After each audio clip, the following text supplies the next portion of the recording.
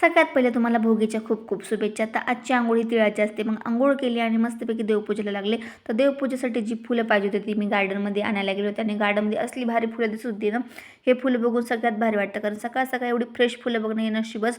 आणि हे नशीब मला एवढं म्हणजे सारखंच रोजच बघायला भेटत मला.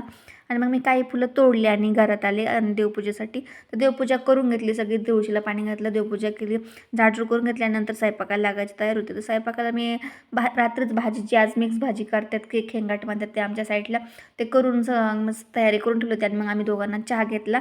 तर प्लीज माझ्या चॅनलला सबस्क्राईब करा, नवीन असाल तर प्लीज. नंतर मग चहा गाळून घेतला आणि अर्णव तोडात आला. अर्णवला आज खूप लाडात आला होता अर्णव, त्याच्यामुळे असं तो रटकला होता येऊन. आणि त्याला असं लाड त्याला खूप रोज एकदा तर 1-2 वेळा तर तो असा करतो आणि त्याला असं वाटतं की मम्मीने जणू काही मी अजून छोटाचे त्याला असं वाटतं मम्मीने उचलून घेतलं पाहिजे.